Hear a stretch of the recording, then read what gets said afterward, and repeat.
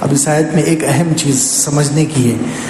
بچپن میں حضرت یوسف علیہ السلام بھی چھوٹے ہیں، ابھی خواب دیکھا حضرت یوسف علیہ السلام نے، تو مفسرین کہتے ہیں 7 سال عمر ہے، 10 سال عمر ہے، بہت چھوٹے ہیں حضرت یوسف علیہ السلام جب انہوں نے یہ خواب دیکھا ہے. تو اتنے چھوٹی عمر میں دیکھیں حضرت یوسف علیہ السلام کے دل میں حضرت یعقوب علیہ السلام نے ایمان کا اور اللہ کی محبت کا بیج ڈال دیا ہے.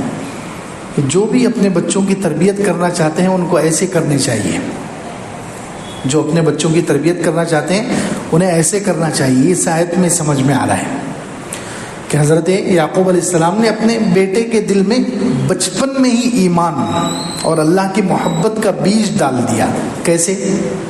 دیکھیے کیا فرمایا، وَكَذَلِكَ يَجْتَبِيكَ رَبُّكَ. مفسرین کہتے ہیں کہ یہاں حضرت یعقوب علیہ السلام نے اپنے بیٹے یوسف علیہ السلام کو اللہ کی خاص خاص نعمتیں جو ان پر ہوئی تھی وہ یاد دلائی.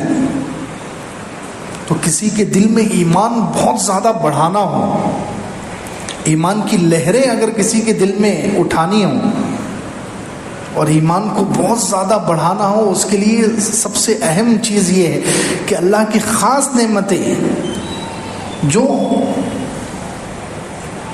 بہت کم لوگوں پر ہوتی ہیں وہ خاص نعمتیں انسانوں کو یاد دلائی جائیں. اب یہاں پر دیکھو حضرت یعقوب علیہ السلام اپنے بیٹے کو کیا یاد دلا رہے ہیں کہ اللہ تعالیٰ تمہیں چنے گا اور تمہیں علم دے گا اور نبوت دے گا. بتائیے یہ تینوں بھی چیزیں ایسی ہیں جو اللہ تعالیٰ بہت کم لوگوں کو دیتا ہے. نبی کتنے گزرے ہیں دنیا میں، علم والے کتنے ہوتے ہیں؟ کم ہی ہوتے ہیں. علم والے کم ہوتے ہیں، نبی بہت کم ہوئے ہیں، باقی لوگ عوام زیادہ ہیں. نبیوں کے ماننے والے بہت ہوتے ہیں، کروڑوں میں ہوتے ہیں، نبی ایک ہوتا ہے. نبی کی امت میں لاکھوں لوگ ہوتے ہیں لیکن نبی ایک ہوتا ہے جس کو اللہ تعالیٰ چنتا ہے، جس کو اللہ خاص علم دیتا ہے، جس پر اللہ تعالیٰ اپنی نعمت کو مکمل کرتا ہے، نبوت دیتا ہے. تو یہ خاص نعمت ہے جو حضرت یوسف علیہ السلام پر آگے چل کے ہونے والی ہے. تو حضرت یعقوب علیہ السلام یہ نعمتیں یاد دلا کر ان اللہ سے محبت اور تعلق مضبوط کر رہے ہیں. خاص نعمت یاد، جیسے ہم اپنے بچوں کو کہہ سکتے ہیں، ہم اپنے بچوں کو یاد دلا سکتے ہیں کہ دیکھو دنیا میں اربوں لوگ ہیں. ہم اگر اپنے بچوں کو خاص نعمتیں یاد دلائیں اللہ کی محبت جگانے کے لیے تو یہ کہہ سکتے ہیں کہ دنیا میں اربوں انسان ہیں، ان میں سے اللہ تعالیٰ نے تمہیں مسلمان بنایا ہے. اربوں انسانوں میں سے چن کر بیٹا اللہ نے تمہیں ایمان دیا ہے، اسلام دیا ہے. اربوں انسان ہیں یا نہیں ہے جو ایمان سے محروم ہے، اسلام سے محروم ہے؟ اللہ نے تمہیں اسلام اور ایمان دیا ہے. اور تمہارے ہم سب کے پیدا ہونے سے پہلے قرآن جیسی مقدس کتاب میں اللہ نے ہمیں نام مسلمان دیا ہے. سبحان اللہ، کتنی بڑی نعمت، خاص نعمت ہے یہ. ایک تو اسلام اور ایمان دیا، اور اللہ نے پہلے ہی ہمارے پیدا ہونے سے ہزاروں سال پہلے، سینکڑوں سال پہلے ہوا سماکم المسلمین، اس امت کا نام اللہ نے مسلمان رکھا ہے. تو ہم اپنے بچوں کو کہہ سکتے ہیں کہ بیٹا اللہ نے ہمارا تذکرہ قرآن میں کی اتنی مقدس کتاب میں ہمارا نام ہے مسلمان، اللہ نے رکھا ہے. خاص نعمت ہمیں دی ہے، اسلام دیا ہے، ایمان دیا ہے، ہمیں قرآن دیا ہے.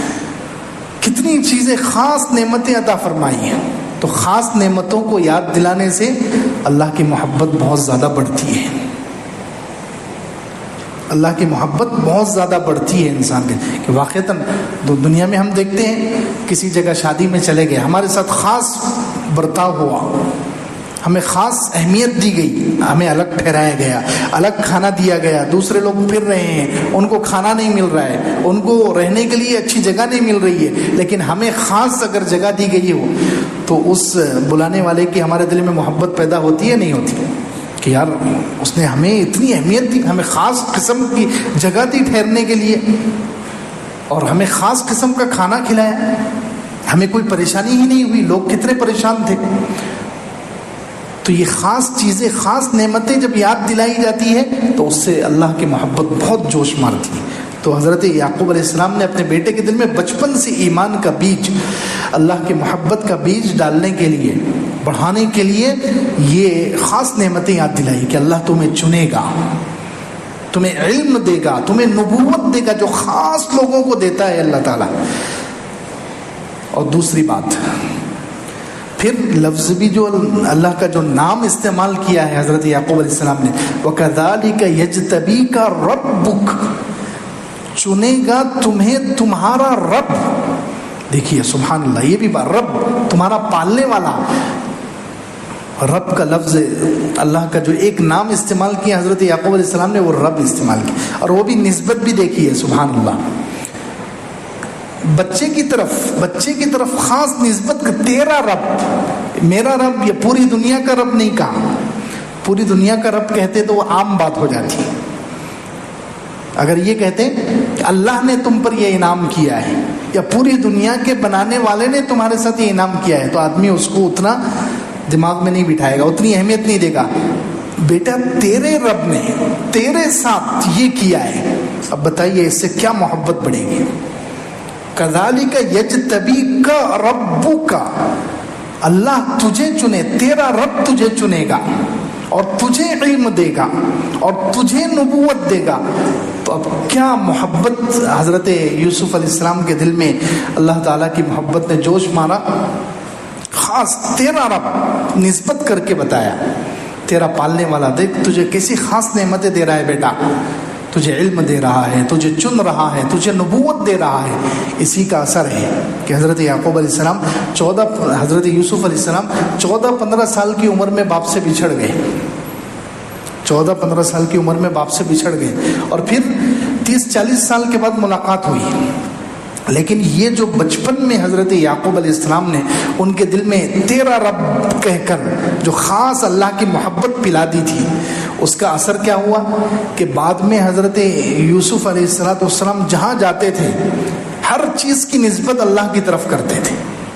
دیکھیے آگے آ رہا ہے، 2 صفحے کے بعد آ رہا ہے. جیل میں گئے تو جیل کے جو 2 ساتھی مل گئے ان کو جیل میں، تو ان دونوں کو حضرت یوسف علیہ السلام نے کہا کہ میرے رب نے مجھے علم دیا ہے. ہر جگہ رب کا لفظ استعمال کر رہے ہیں. ذالکما مما علمنی ربی، یہ خواب کی تعبیر کا علم وہ علم ہے جو میرے رب نے مجھے دیا ہے. دیکھیے کیسی اللہ کی محبت آ گئی کہ خواب کی تعبیر، یہ نہیں بولے کہ میں خواب کی تعبیر جانتا ہوں، میں جانتا ہوں، یہ بھی تو ہو سکتا تھا، لیکن یہ نہیں بولے. کیا بولے کہ یہ وہ علم ہے جو تم دونوں کے رب نے مجھے دیا ہے، میرے رب نے مجھے دیا ہے. آگے پھر اگلے صفحے پر ایک جگہ ہے، ذالک من فضل اللہ علینا وعلی الناس، یہ اللہ کا فضل ہے ہم پر اور تمام لوگوں پر.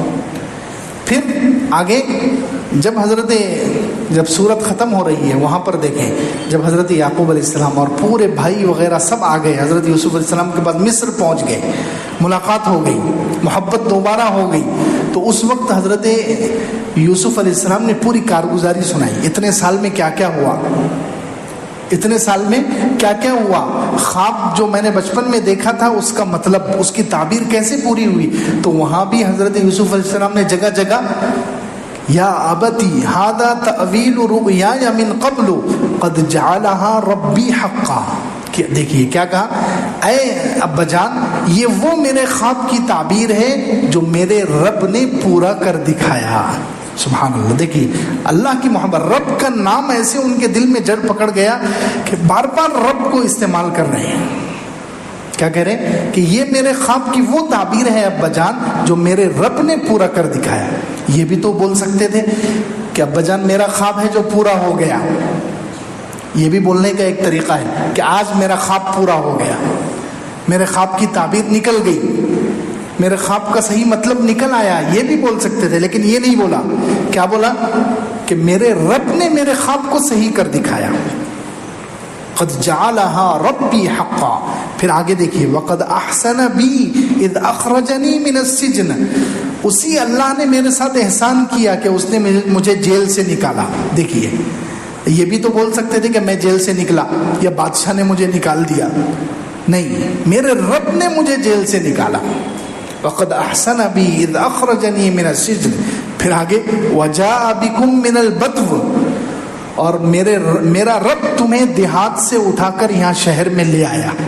یہ بھی تو ہو سکتا تھا کہ تم آ گئے، تم سب یہاں آ گئے، نہیں، جاء بکم، میرا رب تمہیں لے آیا. ہر جگہ رب، ہر جگہ میرے رب نے یہ کیا، میرے رب نے یہ کیا.